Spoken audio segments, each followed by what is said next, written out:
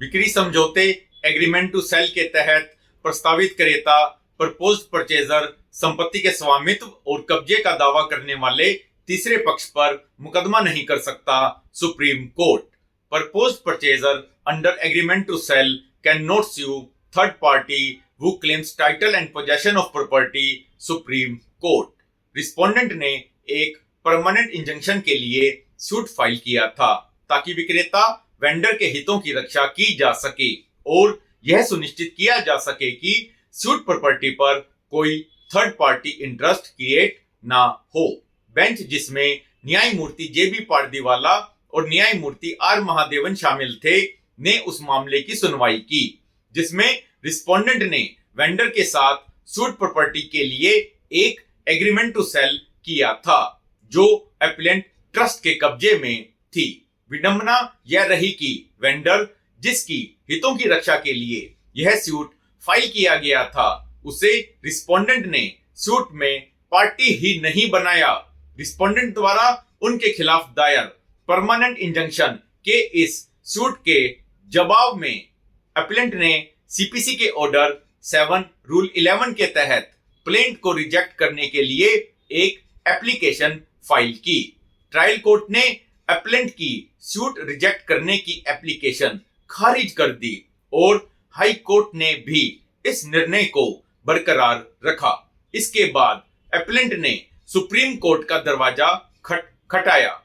The question before the supreme court was whether by way of impugned findings the courts below have erred in not rejecting the respondent's suit seeking a permanent injunction against the appellant despite having no cause of action.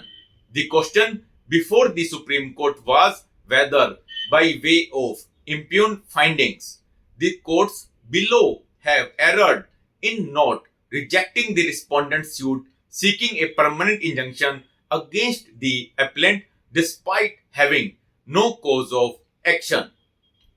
न्यायमूर्ति महादेवन द्वारा लिखित निर्णय में निचली अदालतों के निर्णयों को रद्द करते हुए कहा गया कि बिक्री समझौता एग्रीमेंट टू सेल रिस्पोंडेंट को ऐसा कोई एनफोर्सेबल राइट नहीं देता जिससे वह एप्लेंट के विरुद्ध सूट फाइल कर सके, विशेष रूप से तब जब उनके बीच कोई प्रिविटी ऑफ कॉन्ट्रैक्ट ही नहीं है।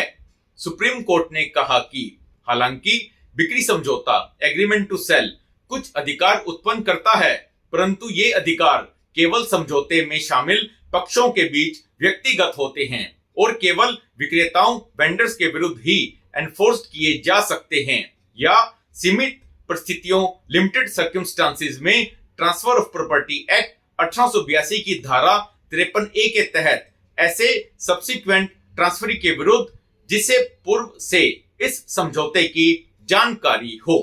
इन अधिकारों को उन थर्ड पार्टी के विरुद्ध एनफोर्स्ड नहीं किया जा सकता जो इंडिपेंडेंट टाइटल और पोजेशन का दावा करते हैं।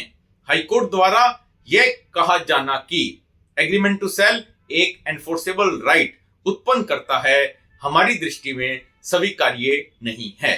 अदालत ने आगे कहा इसलिए रिस्पोंडेंट्स प्लेंटिफ्स द्वारा फाइल सूट मान्य नहीं है और केवल वेंडर ही किसी डिक्लेरेशन रिलीफ के लिए न्यायालय का रुख कर सकते थे।